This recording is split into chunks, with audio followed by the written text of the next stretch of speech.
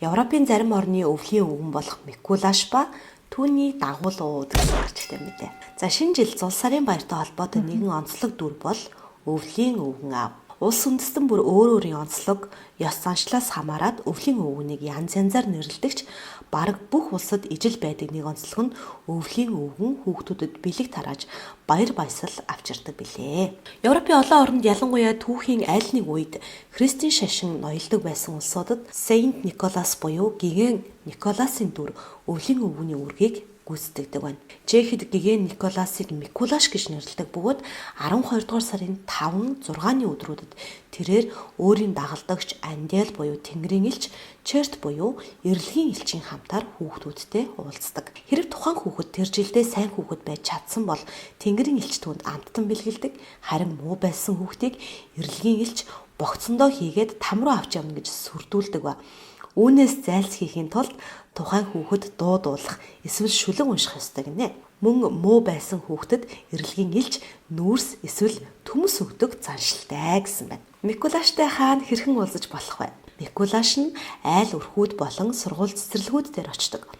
Айлуудаар цочилсан Микулашийг ихэнхдээ гэрийн эзэд хоолунд архи дарсаар дайлдаг тул олон айлаар орсон Микулаш болон түүний дагалдагчид нилээд халамцаж донхох явдал гардаг гинэ.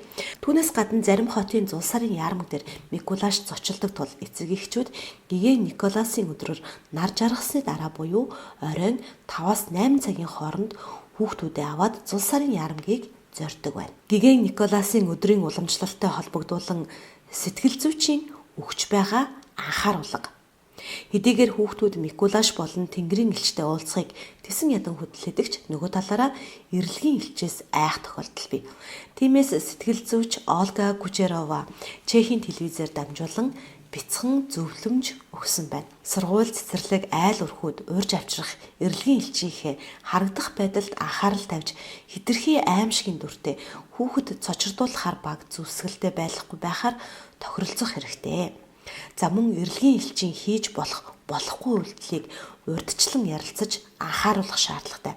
Тухайлбал эрэлгийн элчийг ямар нэг хүүхэдтэй хоёулахна байхаар үлдээх эсвэл үнэхээр айсан байдалтай хүүхдийг авч явна гэж нэмж айлгах зэргээс зайлсхийх хэрэгтэй. Учир нь иймэрхүү явдлаас болж хүнд цочролд орсон хүүхдүүд байдаг гинэ. Зул сарын яармагт очиж Микулаштай уулзах гэж байгаа тохиолдолд хэтэрхий бага насны хүүхдүүдтэй очих хэсгээ эргэцүүлж бага насны хүүхдүүдтэй явж байгаа тохиолдолд хүүхдүүдтэйгээ байнга хамт байж айж цочирдохоос нь сэргийлэх хэрэгтэй гэж зөвлөсөн байна. Эдгээрээс гадна эцэг эхчүүд ер нь хүүхдүүдэд анх удаа эрэлгийн элчтэй уулзахаас өмнө ямар учиртай юу болдог талаар тайлбарлаж сэтгэл санааг нь бэлтгэх нь зүйтэй гэсэн байна. Мөн эрэлгийн элчтэй уулзснаас хойш хүүхэд чинь орондоо шийх, хумсаа мэрэх зэрэг ямар нэг айдас, стресстэй болсныг илтгэх үйлдэл гаргаж байвал сэтгэл зүйчид хандахыг зөвлөжээ.